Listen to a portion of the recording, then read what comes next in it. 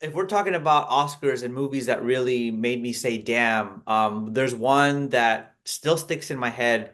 It didn't make my top 10 list, but because it was nominated, well, it's The Substance. Have you seen The Substance? Oh, yeah, I have. S- I want to bring this up first because Demi Moore won the Golden Globe for Best Actress, and it was for anyone who doesn't know who Demi Moore is, she was like the queen of the 80s, like still kept Mhm. going in the 90s. She was just always like when I think of Hollywood and actors, like I feel like in the top 10 of people who I just like think about, I feel like she's on that list. She's a member of the Brat Pack, and Mhm. for her to win her first ever award finally at the Golden Globes, and she's nominated again for an Oscar.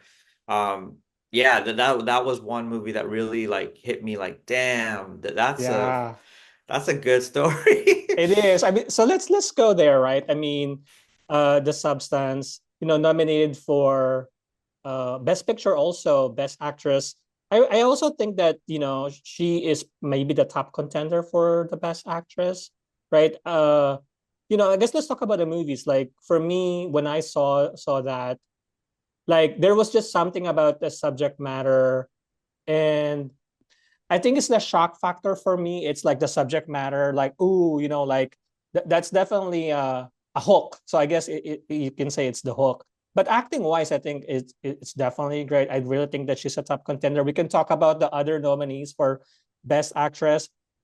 For that movie, I'm actually really excited for the director because is this the first female director to be nominated for an Oscars? Is that correct? I don't think the first I think Catherine Bigelow was also Oh, nominated before for the Hurt Lock. but it would be amazing. She's the only director on this list of the Oscars nominated, the only female director nominated. So it would be amazing for her to win. I mean, I think might even be her first like feature film, or she's if not Hmm. her first feature film, she's brand new to this on the scene. So it would be Yeah, cool. it is. Yeah. And the subject matter, I mean, I think it's a good message, right? I mean, for me, I've always talked about that before too, kind of like the beauty standards, the ageism in Hollywood. I think it's really good message. So yeah, I mean, Mhm. any other thoughts you want to say about the substance? What do you like about it? I guess from a filmmaking perspective, we talked about Demi Moore, kind of she's a legacy. And, even in her speech during the Golden Globes, right, she said that she was known to be like the popcorn queen. And this is really a good testament to her acting abilities. And I'm rooting for her as well. So, yeah, I mean, but what about you, Charles? I mean, well, when I saw it, because I grew up on Tales from the Crypt. I don't know if you know that it's a show. It was a show on HBO. It had the Crypt Keeper, and it Mm, was like it had a bit of like horror, but really Tales from the Crypt was about this like lesson at the end of the movie, oh, mm, if you put your hand on the fire on the pot, your hand's gonna get burned. Like it was always that type of thing. Um, mm-hmm, Whereas like the Twilight Zone was about like a twist ending. Tales from the Crypt to me was like there was a message mm-hmm.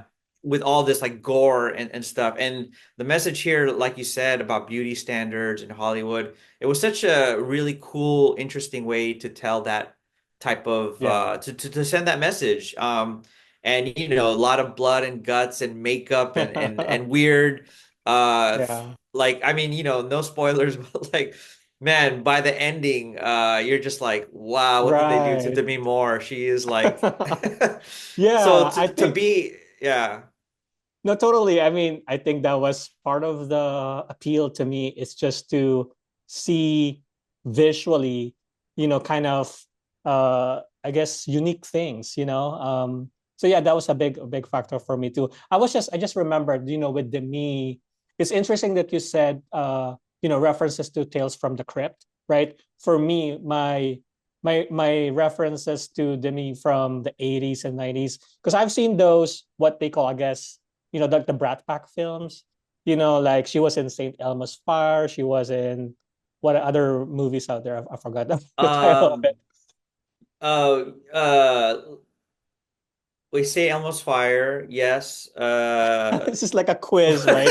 We got Rob Lowe. I mean, there's a lot. I Yes. mean, what I remember is like Saint Elmo's Fire because yeah, she had like I think I made a post about it before, just about her, like 'cause she's like a brat, she's like in the group, she's like a rich girl, right? She's always like that kind of character.